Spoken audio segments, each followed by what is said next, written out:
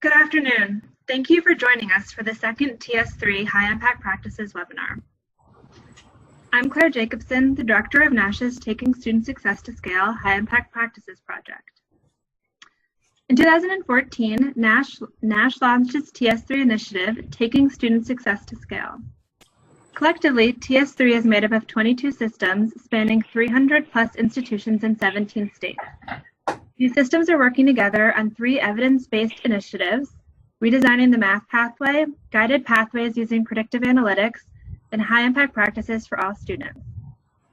In December, the Lumina Foundation awarded NASH $1.2 million to focus on scaling high-impact practices and required curricula or guided pathways. NASH selected the University System of Georgia, the Tennessee Board of Regents, the Montana University System, and the University of Wisconsin System to form the TS3 High Impact Practices Network. The primary goals of this initiative are to identify and advance high-quality, high-impact practices at both campus and system level by embedding HIPs into required curricula and guided pathways with intentional mechanisms for ensuring access to low-income first-generation and underrepresented minority students, as well as developing new approaches to gathering and using data to drive improvement. Today's webinar will challenge our thinking about how students are recruited to, enter, and progress through college so they can complete their goals at markedly higher rates. First, Rob Johnstone, president of the National Center for Inquiry and Improvement, will make the case for why guided pathways can lead to economic mobility and increased equity.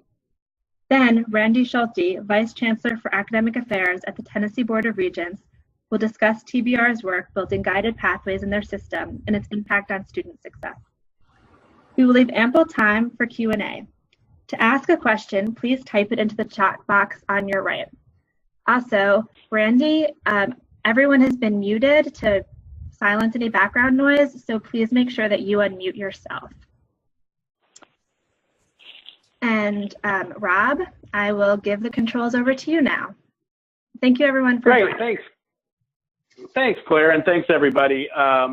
Someone can chat to let me know if I have any problems with the audio level, but I am here in today, very beautiful Southbury, Connecticut, where I'm hanging out and looking forward to chatting with you over the next 20 minutes. I'm going to dive right in because this is a huge topic, the topic of guided pathways.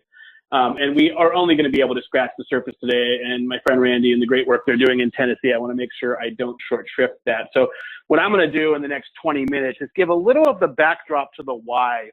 And I think one of the things we've learned, so just so you know who I am very briefly, I'm the founder and president of an organization called NCII, the National Center for Inquiry and Improvement, working in the 2-year and with regional 4-year schools on a variety of things, but have really been involved in the guided pathways movement since its inception in the community college space back in 2011 with completion by design. And have worked with various student success centers under the Jobs for the Future work in about 15 states on the national guided pathways projects. I also run guided pathways projects in California and also serve 22 colleges directly with something I call A2I2, which is the Agency Attitude and Intensive Implementation Cohort, where I work with colleges over a 2-year period, customizing some services to help support their evolution on guided pathways and student financial stability. And so one of the things we've learned over the last 7 years of doing this work is early on, we spent a lot of time talking about what guided pathways is and what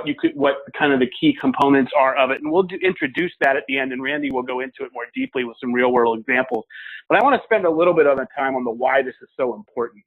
And so let's first kind of talk about, I want to talk a little bit about building urgency around the idea of guided pathways. And where I'm going to start on this is with the notions of economic mobility and equity. And I want to be really clear. I'm a social scientist. I have my doctorates in social psychology. I've taught statistics at university and graduate school and at community college, as well as been working in the community college system in California for over a decade. And I am very aware that higher education is about more than just economic mobility. But when I'm in big rooms of faculty and staff, which I get the opportunity to speak and do a lot of keynotes, I ask folks in the room when I'm at a college, what percentage of the students at your college actually attend it solely for the love of learning? And this is just, you know, an eye-opener. If you really think about this, that the vast majority of students who are in community colleges and regional 4-year schools, and I would even argue in R1s and public flagship institutions, They may develop a love of learning. Some of them may have a love of learning. But when you ask this at most colleges, the answer I get from faculty and staff and administrators in the room is probably no more than 5% of students are actually at the college solely because of the love of learning. And I think that this doesn't mean, by the way, I mean, what to me this means that 95% of your students are career focused. And I look at this, by the way, from the lens of someone who grew up in East San Jose in California and was 100% Pell, still paying off student loans in my late 40s. So I came into higher education as a very low income student. And I look at this through that lens of, I went 9 straight years, 4 years undergrad, 2 years master's, and 3 years for a doctorate. And as those student loans were rising, even though I did love learning, I was realizing, much as I loved what I was doing, getting a bachelor's, master's, and doctorate in psychology, this was going to have to pay off with a career. And I was probably the most classic of the love of learning, go straight in one discipline through higher education. And the point here is that we too often create a dichotomy between the pieces of higher education that are preparing students to have a career and the pieces that we engage in, that we think of more of a liberal arts education or lifelong learning. And I actually, and I think others can make an argument that liberal arts are maybe more important in 2018, for example, than they were in 1968. Main reason for this being that in 1968, it was far more likely if you graduated from higher education, you were going to have 1, maybe 2 careers. And now in 2018, the research tells us you're going to have 4 to 7.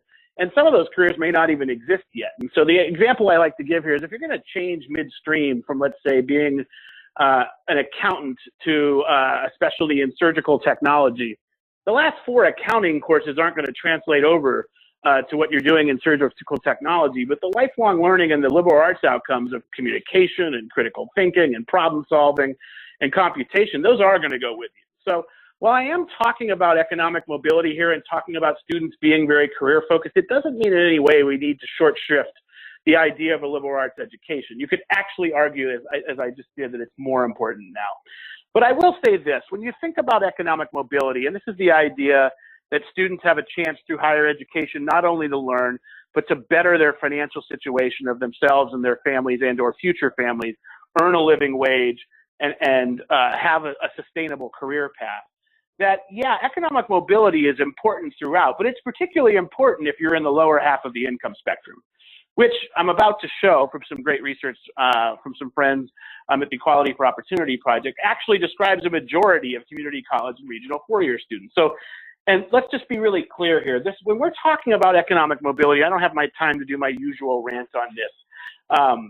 But I usually spend some time exploring how we're very comfortable talking about socioeconomic status or economic mobility, and we're less comfortable talking about race.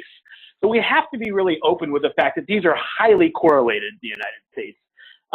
The data point I use to kind of draw this home is if you think they're not, try to think of a zip code or find a zip code in this country where on average African American or Latino citizens have a higher median income than white citizens. And to my knowledge, and I've looked, it doesn't exist. So yes, poverty exists throughout the racial spectrum. But when you are talking about poverty, disproportionately, you're going to be talking about students and communities of color. And that makes this even more sharpened to me as a mission of not only economic mobility, but equity. But let's take a look at some data real quick here on where we find students in higher education. So these are folks from the Equality Opportunity Project. You may have heard of this, researchers from Stanford and Brown, Harvard, Berkeley, MIT, Cambridge, a great set of data that has been compiled over the years. Raj Chetty and a number of other researchers have done some great work here and provided a lot of public resources. And some of my favorite work they put out are on who attends higher education in the various sectors. And so we talk a lot about the American dream perhaps being dead in 2018 or the 2010s. And, you know, that's an interesting debate we could have in other settings. But one measure of the American dream, by the way, would likely be that it shouldn't matter where you were born. Like, shouldn't matter the income of your parents. You should have an equal chance of accessing elite private higher education if the American dream were valid, at least on that domain. And so we can check this. We can check and look at places like Harvard and the Ivy League schools and see if we were to segment their entering student population by parent income quintiles. In the perfect world, if it was everyone's got an equal chance, you look at Harvard, you'd see 20% from the top income quintile, 20% from the second, 20% from the third, 20% from the fourth, and 20% from the bottom. And so the researchers took a look at, well, let's take a look at what actually happens. And by the way, we're going to use Harvard as an example here, although these numbers hold at the other Ivy League schools in places like Stanford and Duke and Chicago and MIT. So here's the actual distribution at Harvard. So at Harvard University, what we're seeing is over 60% of the students are actually from the top income quintile, and nearly 80% are actually from the top 2 income quintiles. I have some slides behind this that I don't have time to do today that actually show there's more people, if you look at those 12 schools I just mentioned, the Ivy League schools plus Stanford, Duke, MIT, and Chicago. There are more students going to those elite institutions from the top 1% than the entire bottom 50% of the income spectrum. Now, to be clear, these schools, it's not part of their mission to be egalitarian in who gets access to them. And so that isn't the mission of private elite higher education, although it's important because that is, the research also shows, it's a near guarantee of the potential for economic mobility moving up income quintiles. So if it's not the elite privates who are serving low income students, and there are some, by the way, at Harvard, let's look at a public flagship. The researchers took a look at UC Berkeley. And having grown up in California in the Bay Area, and wherever you are politically, it's something to note that Berkeley is generally known as, a fairly liberal institution and a left-leaning community. And I just think it's intriguing that that doesn't extend to kind of an egalitarian access by income to the institution itself, as far as undergrads go. A little better than Harvard, but certainly nowhere near an egalitarian entry. And so to save a little bit of time here, because I want to get a little past this into what the overview of guided pathways are, let's look at now a regional four-year school. The researchers took SUNY Stony Brook out on Long Island, which I think is interesting, not that I'm a New Yorker, but I don't know that there are a lot of poor communities directly around Stony Brook halfway out Long Island. So it actually really intrigues me that they're able to attract so many low-income students.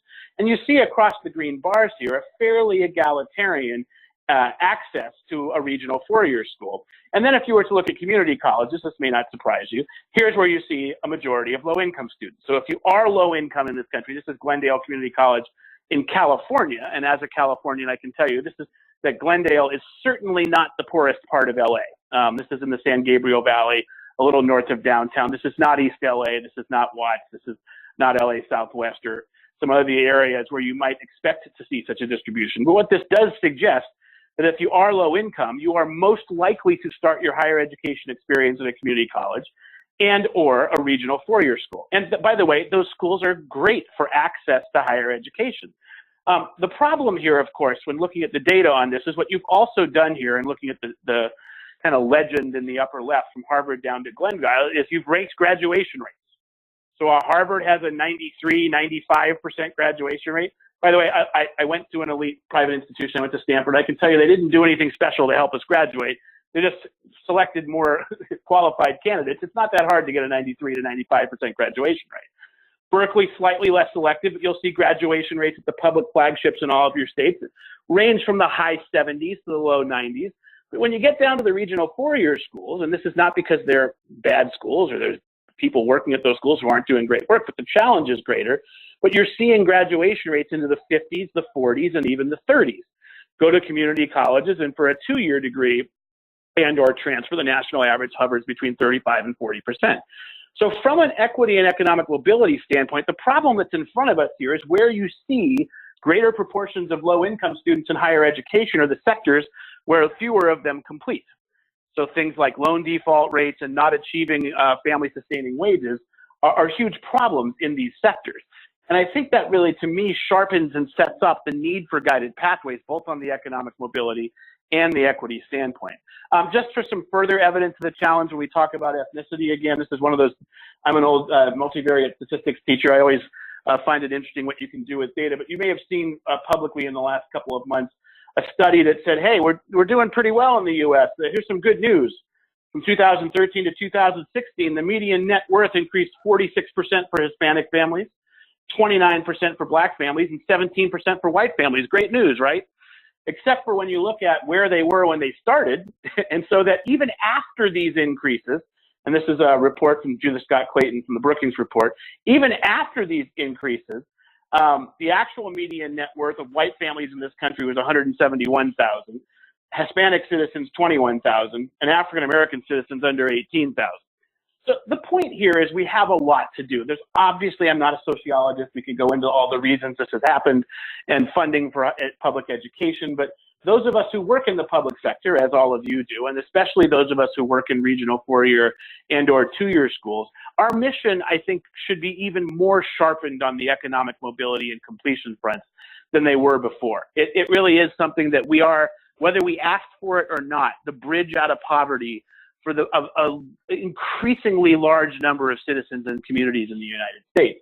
And so when you think about this, this for me and for those of us in the Guided Pathways movement suggests that we have a chance to do things differently. This is what the great news is from places like Georgia State, from some of the community colleges from Completion by Design and the National Pathways Project, 4-year schools like Florida State and Arizona State who've done this work and kind of set the foundation for guided pathways in this country.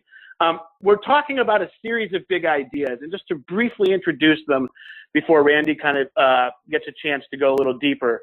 And I'll leave these slides, obviously you can have these afterwards so you can see some of the more detailed stuff. There are a host of resources available on further exploration of guided pathways, but this is something the AACC, American Association of Community Colleges Pathways Project, put together.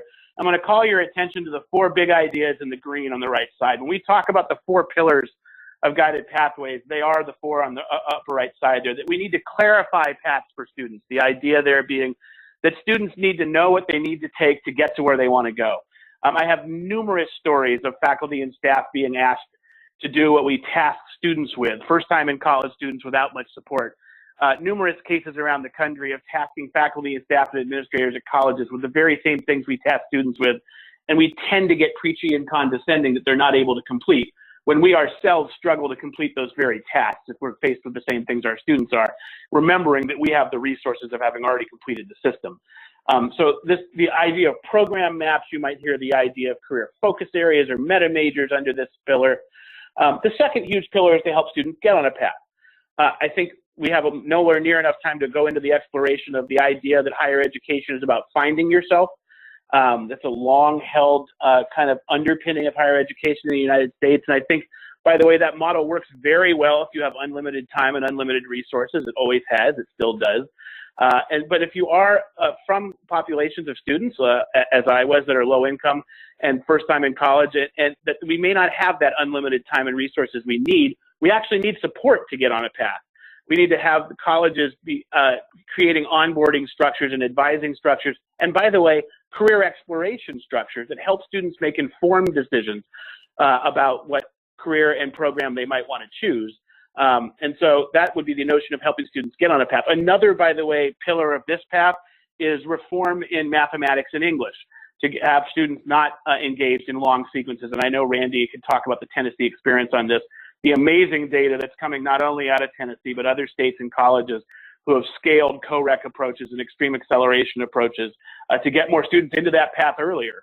One of the things I've always marveled at as a social psychologist is one of the things we do to a lot of students who come into regional 4-year and 2-year colleges is test students in the 2 subjects they were most likely to hate in high school, math and English, with students who are already worried that they weren't college material. And then we confirm beyond a reasonable doubt that we also agree they're not college material and paste them in long sequences of courses that many of them, if we're looking at the data, never get out of. It's not a very energizing experience from a student's psyche. And there may be other ways to go about it that we know now from the data. Helping students stay on their path. This is something that to have intentional structures of case management, advising, and monitoring progress. Some of the analytics tools that Claire alluded to at the start can be helpful here. But this is really about a business process and a culture that doesn't let students fall through the cracks. Similar to the types of things we do in cohort-based career technical programs in the community colleges or for athletes, where there are wraparound services to help students stay on their path. And finally, that we ensure that students are learning what we say they're learning. And this is more, by the way, this is not anyway a dig on assessment in higher education. It's more of a recognition that we're very good at course level assessment, and maybe historically have struggled a little more with program and general education type assessments, so that we know students are actually generating the critical thinking, problem solving, soft skills that they're going to need when they graduate and move into a career. You can see some of the stuff on the left side and the bottom talks about planning and evaluation. I just want to show one more slide and then I'm going to transition to Randy about the big practices of guided pathways.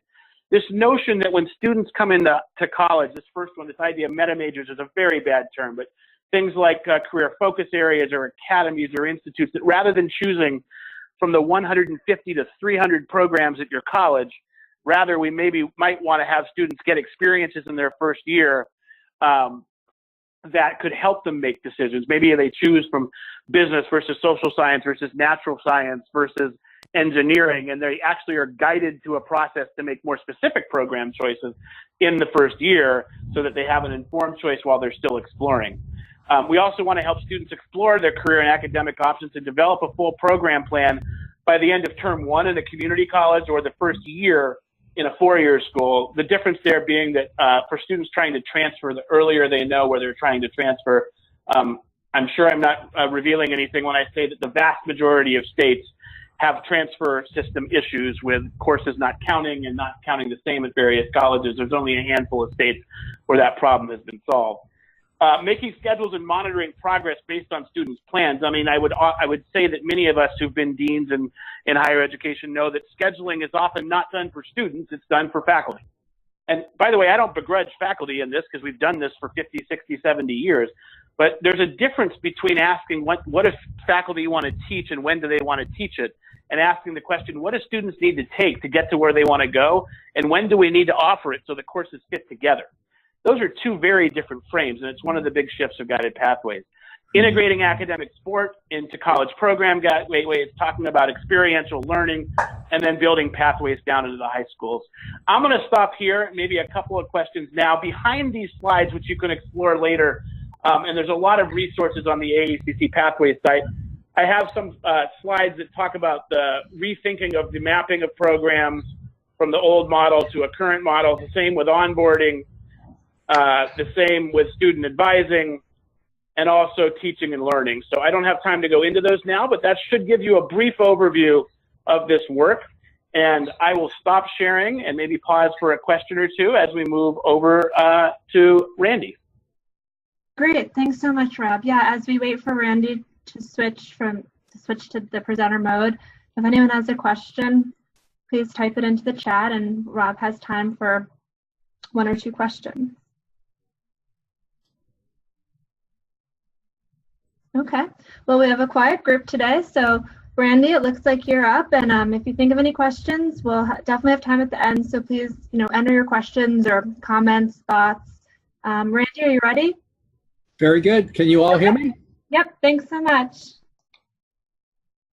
Well, thank you, one and all. I'm Randy Schulte, Vice Chancellor for Academic Affairs at the Tennessee Board of Regents System, and the Guided Pathways to Success model is one that we have used as kind of the overarching theme of all of our completion agenda initiatives since 2011. So with that being said, I'll just take you through kind of the stages, and it was nice of Rob to segue so nicely into this idea that the sooner that we get the students on a pathway, the more likely they are to succeed. So one of the first pieces of data analysis that we did was on what was one of the key characteristics for students persisting and succeeding and earning an award, and that was having a sense of why they were in college. So one of the things that we wanted to,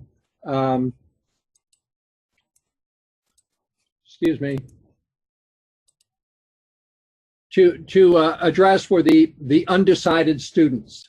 So this was the roadside that they saw when they entered onto the college campus, and we understood from the data that if they come in and declare undecided as their major, that they are more than likely to leave before they actually declare a major or find a reason for being there. So we adopted the concept that Rob has gone into in great depth for the very same purposes and others that Rob has already covered. But certainly these two key components are central to any discussion on guided pathways to success, that they are coherent academic programs And secondly, that these programs are supported and nurtured and given meaningfulness by ancillary services in terms of student support. And as we are finding out here in the Board of Regents, and we are embracing with the support of the NASH TS3 network, the impact of high impact practices. I guess that's why they're called high impact practices, because already we have found by tracking our work with high impact practices that they do in fact make a difference in student success. So to mirror the themes that Rob identified as central to the successful implementation and carrying out of a guided pathways model, the three stages that I'm going to cover today are clarifying the paths, helping students get on a path, and of course, nice to keep them on a path once they're on the path. So we began with this idea of the undecided students and why don't they declare a major? And we drew upon the theory of choice and applied the idea of choice paralysis to the student who enters into a college or university. That there are so many choices that when we are given so many choices, we're more than likely not to make any at all. And these are, this is just a snapshot of the choices available at one of our institutions in terms of these are the things that you can follow. These are the paths you can follow if you enter into our university. As you can see, it is such a preponderance of choices that it is one of the reasons why so many freshmen come in and major in accounting. And you see where accounting comes on the list? Right at the top first. So they just pick one, okay, I've done it, and now they're on their way. So understanding this, we worked as a system, we worked with all of our, in all of these endeavors with our community colleges and our university partners to develop what Rob has termed, and is probably the more generic term of meta majors. We have called them academic foci. And so we took all of our, of that preponderant number of major choices and built kind of a Venn diagram, if you will, of 8 different academic foci. And as you can see, purposefully, they cross over because there are some disciplines that might be both a health profession and a STEM profession. Where do we draw the line? Well, we don't really need to draw the line so much as we need to get them in some area of focus. And from that conceptual area of focus, we can move them from, let's say, a social science focus into a social work major, or into a psychology major, or into an anthropology major. So that was one of the key elements for us as a system to begin this process of clarifying the pathways. So when we went back and moved to a system-wide expectation that the undecided choice was no longer going to be a choice, we surveyed our students. We used data throughout to support and inform our decisions about the guided pathways movement. And as you can see, about 8 out of 10 of the students acknowledged that when they were told to choose a program or academic focus area, that this is an area in which their interests lie. So it takes that intrusive advising, that hands-on with faculty members, sometimes the impetus of a college success course we have found, to get them to focus. But by and large, the students have self-reported that they go into an area that is an area of high interest. So if we are able to move them into an area of high interest, then we can get them on a specific degree pathway. And that's the second element that I'll briefly discuss here today. One of the initiatives that we took on as a system and as a state public higher education network, because we have multiple systems within our state, including our private institutions, is that we developed what has become known as the Tennessee Transfer Pathway process. So as Rob said, there are transfer issues that are frequent and occur in many states and many systems around the country. And we certainly haven't solved this issue. It's an ongoing one. It's a challenging one all the time to keep the balance between the coursework that's required for a major, what a specific institution, and we have 9 public institutions at the university level in Tennessee, what they require in their esoteric program. But by working together, by holding convenings, of pulling the faculty together, we've been able to develop these Tennessee transfer pathways. So the process that we have used is we identify the baccalaureate major for a prospective transfer pathway. We identify the universities that offer that degree, and then we meet face-to-face and develop the 2-year curriculum that the community college student would follow. And the warranty of the transfer pathway is that that student, if he or she follows that curriculum, will be accepted into that major with a full 60 credit hours, sometimes 61, 62 credit hours towards that major in fulfillment of the requirements of the bachelor's degree. So this process is not done simply by fiat by a small group of faculty. It's done iteratively by taking the proposed curriculum back to all the institutions. They have an opportunity to review it, discuss it, ask questions, make suggestions, but we come to a level of agreement that is accepted by all of those players, the community colleges and the universities. We also have a statewide articulation and transfer council that serves as kind of an overview committee and again has representation from all the universities and from the community colleges, so that we can come to a comprehensive and cohesive decision. And as we build these pathways, we build not only the curriculum, but also, very importantly, I think, a 4-semester community college degree map. So when these pathways are there and they're published and they're out there on the web at tntransferpathway.org, each one of the pathways has a 4-semester degree map that a community college student would follow. Randy, we have a question. When a 4-year, or in this case, when a 2-year, when one of the institutions revises their degree requirement, or when an institution revises, I'm not sure which one they're talking about here, revises their degree requirement, who maintains the transfer pathways to make sure they're updated? So the overarching authority for the Tennessee transfer pathways in Tennessee is the Tennessee Higher Education Commission.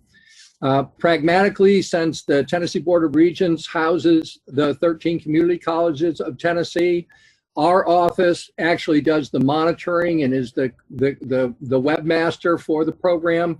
So if in fact that's the case, or if we become alerted to some change in the curriculum, then we call an ad hoc convening of that curriculum. We say of that faculty for that particular degree, and we either acknowledge that there is a change that a change needs to be made in the curriculum system-wide, or the institution that wishes to change their curriculum provides a forbearance for the transfer pathway student and still accepts the transfer pathway. So yeah, Randy, and I'll just pop, just from the national perspective, Greg, you've hit on a huge issue here. Like, I think Tennessee does a particularly good job at updating this, but this is one of the challenges. I mean, it's already a challenge without guided pathways, Right. because students are the ones left to navigate this. So I like to talk about, there are many problems we kind of take on with this that are currently being visited upon students, but Tennessee has spent a lot of time making sure that this works in both directions. And this is absolutely a challenge in other states where those systems are not as connected or they're not as intentional as Tennessee has been here. Right. And one of the things to address this formally, instead of letting it happen kind of by happenstance or by instance, is that we've set up a 5-year rotational review of every transfer pathway. We were going to do it by the academic focus group, but we felt like 8 was too many. 8 years was too long to go without a formal review.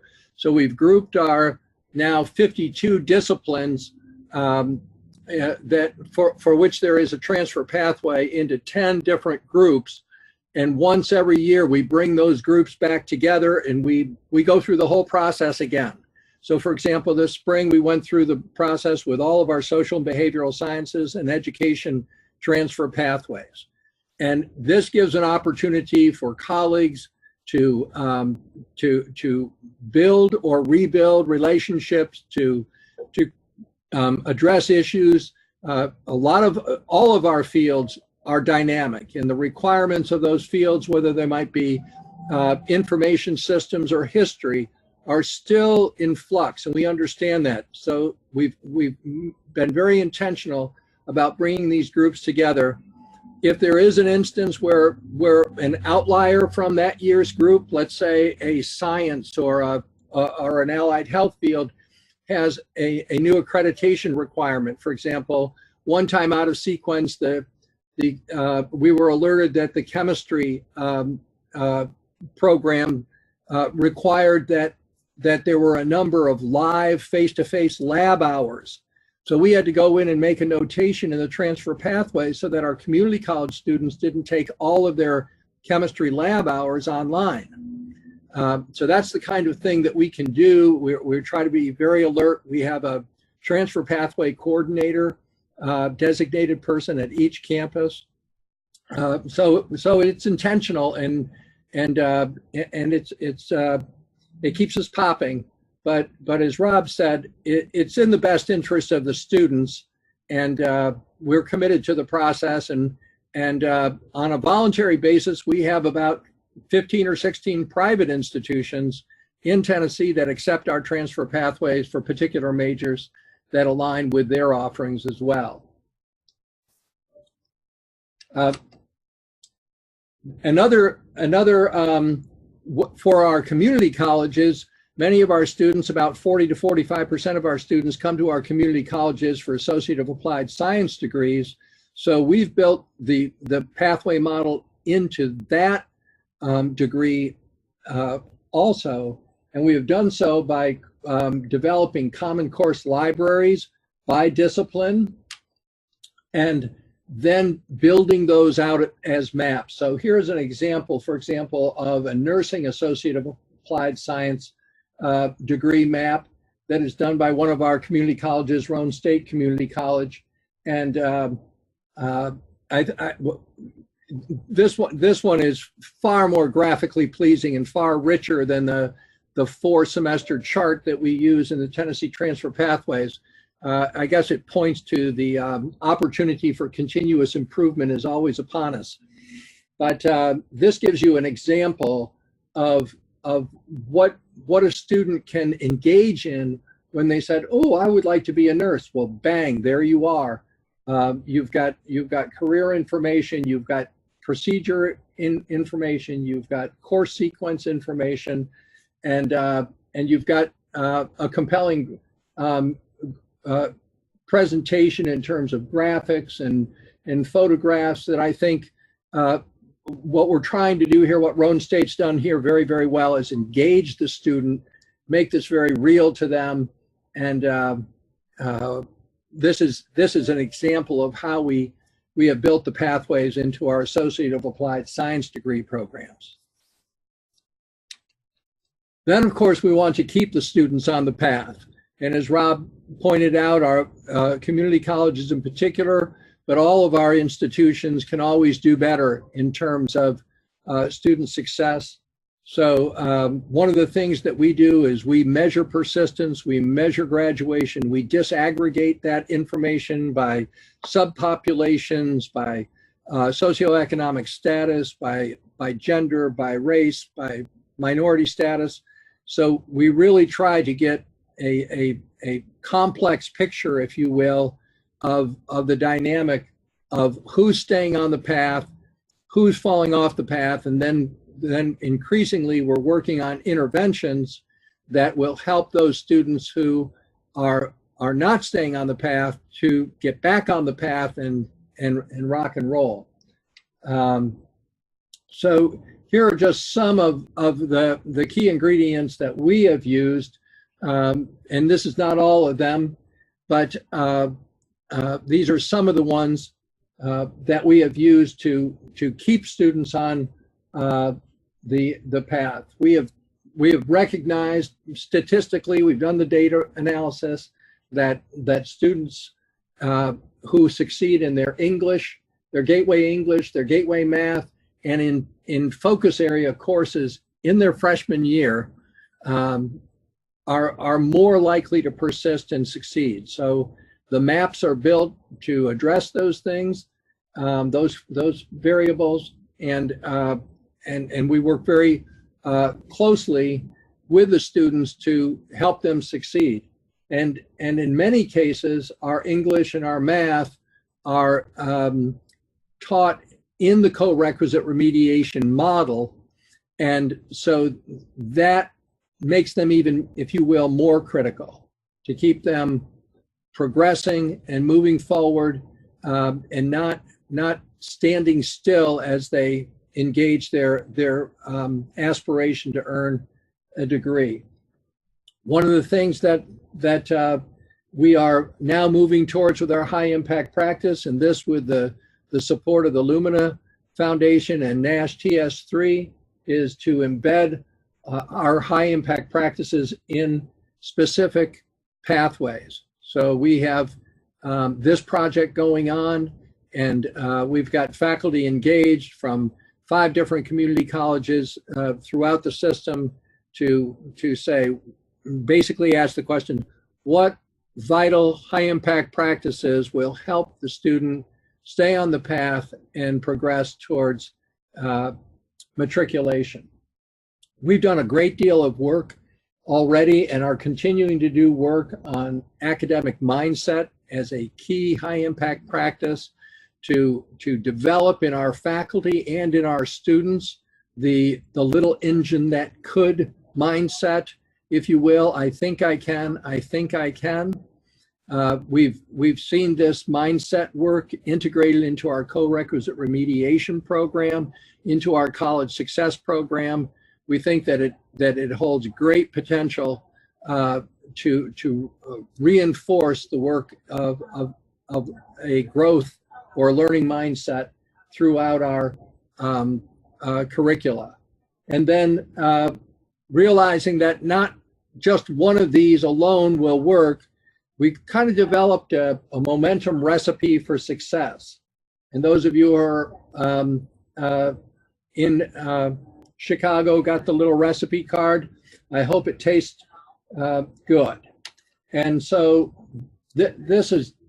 these are the kind of things in the first year that we are trying to do to fully engage our students in their program and move them down the guided pathway to success. So this kind of, if you will look at this, see how this raw cookie dough of the momentum recipe leads to the oven, and we can bake a graduate.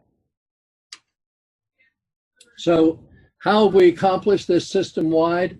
I think it's very important that from the outset, starting with the Complete College Tennessee Act of 2010, and then strengthened by Governor Haslam's Drive to 55, the goal that 55% of adults in Tennessee will have a post-secondary credential by the year 2025. The outcome-based funding formula that has financial reward, if you will, for students' progression and completion, including special sections for subpopulations and not only for persistence but completion, and all of those are wrapped into a system level completion delivery unit. So we have done this programmatically across all of our institutional partners. Key to this whole process has been the use of data analytics, predictive analytics as well. But first, we did research over, we had scads and scads of data. It just sat there in the closet. Nobody was putting on the coat. We went in, shook off the dust, pulled out the mothballs, and looked deeply into the data.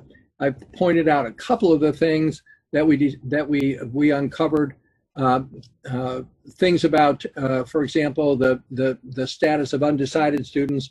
We also went through the data and identified in every single major key critical courses that the student had to get not only pass, but actually get a B or an A in order to have a high likelihood of succeeding in that program. The data helps you make a compelling argument, and then by tracking the data, it supports the outcome and anticipates what is coming next. So that's our use of data in a nutshell. And then in terms of actually making this happen, I can't say enough about the power of people coming together, whether high-level groups in our completion academies that are led by presidents and provosts and deans and directors of institutional research and effectiveness and planning, down to advising academies, which we've implemented, our co-requisite remediation academies. Last fall, we had our first Pedagogy with Purpose Academy that is just beginning to address such things as differentiated instruction as a model that we want to more fully adopt in our classes and in our teaching and learning instruction. So getting people involved, supporting them with not only bringing them together in one place like in Nashville, but also going out to campuses, doing what we call regional drive-ins to try to make an impact on as many key players. And there's no one who is not a key player in this entire model. And then if we're lucky, and if we're good, and lucky, the guided pathways will lead our students to success. And that's where we want them to get off and get on with their lives as contributing members, not only of the workforce, but of their communities and of this great nation that we all share. So with that being said, I'll kick it back to you, Claire, and open the floor for questions. Great, thanks. We do have a question. Could you give an example of an intervention that can be used to get students back on to the path? So you talked about them veering off the path. So if you have any examples of incentivizing students or otherwise encouraging them to get back on path at TBR, and then, Rob, if you want to talk a bit more about the national context. Yeah, one of the things that we have modeled in the last couple of years at several other institutions is the use of success coaches. And so if you think of our traditional model, we're heavy on advising and outreach, orientation, getting students into their schedule for the first semester, and then that noble core of people go right back out and they start doing outreach and orientation and advising for the next cohort that comes through. The success coaches have been an intervention that stay with the students, that stay in touch with them, that have personal contact with them, electronic contact with them, and in some cases you use early alert systems as well. But it's been so well received that this year in the legislature that the state budget will actually fund the further rollout of this student success coach model in our TBR system. Rob? Yeah, Randy, I think there's a bunch of things that are relevant here. One of them is monitoring systems to keep people on progress from an analytics standpoint. I would say that in general, this is much more about the kind of business process and culture to keep people on paths than it is any specific technology. But we've seen some interesting stuff. Like before technology, I think Florida State was one of the schools, if I'm remembering this right, that would run a list every semester of students whose GPAs either increased by over 0.3 or decreased by over 0.3, and they would target those students in communications.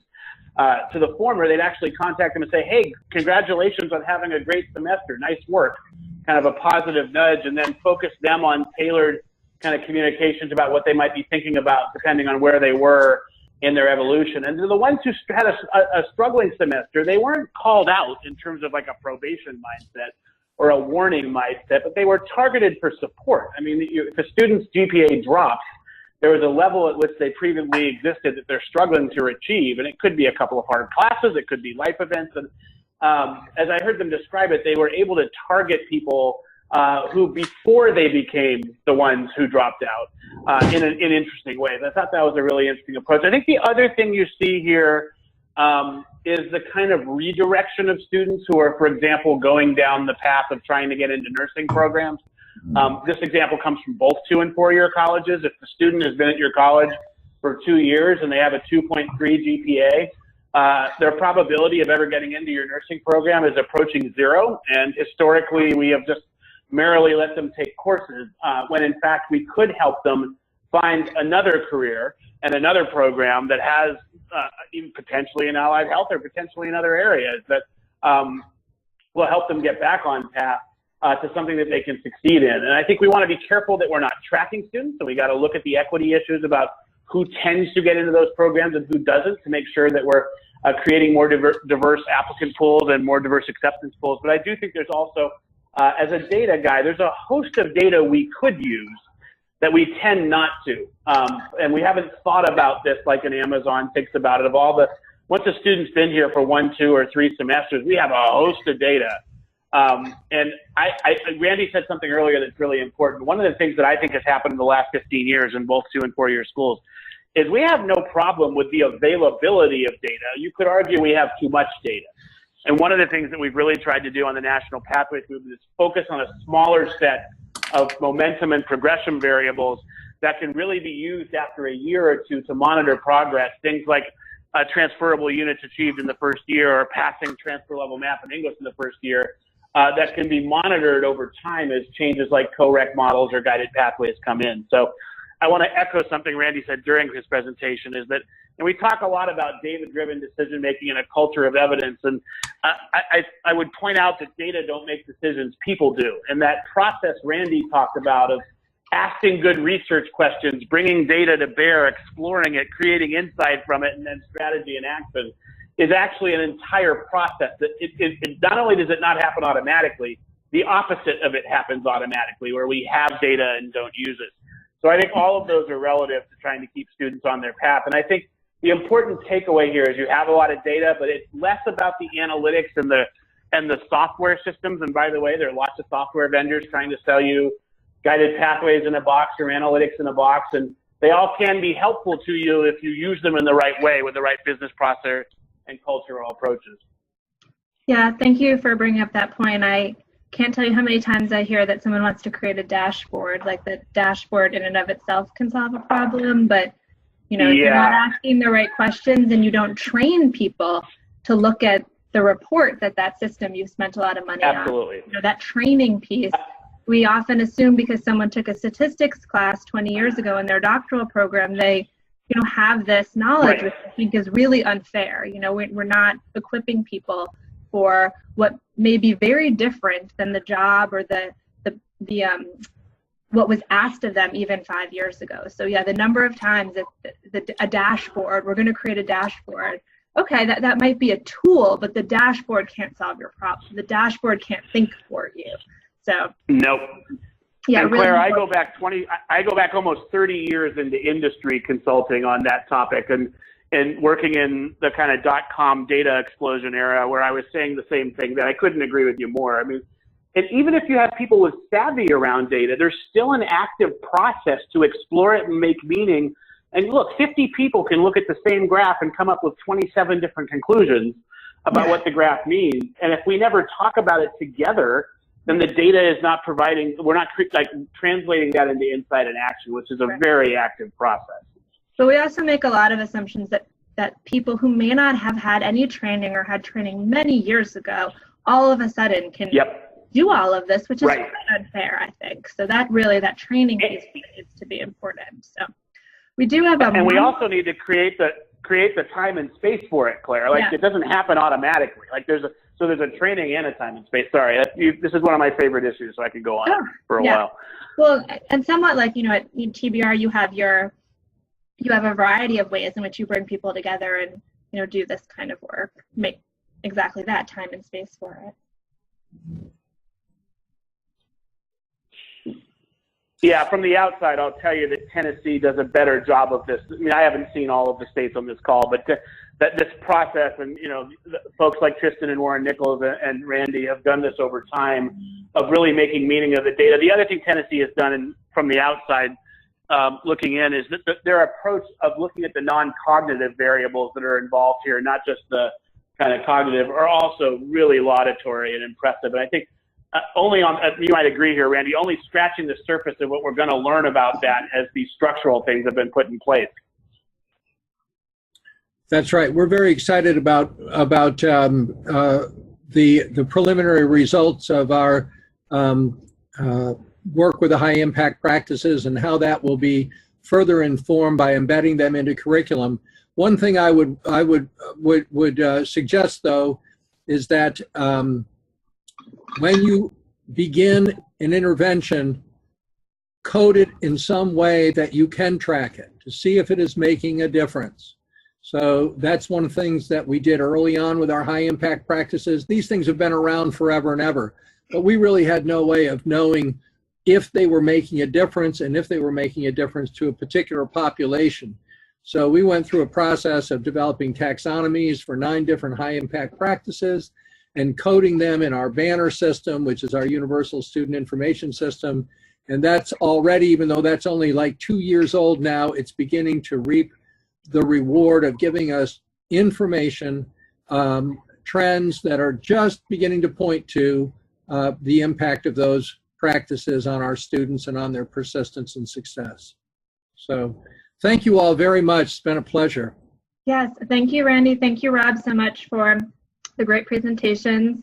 And the webinar will be available on the website. And Rob, I believe you said you'd share the PowerPoint, and I think you shared a link above. So we have that as well. And thanks everyone so much for joining us this afternoon. Take care. Bye-bye.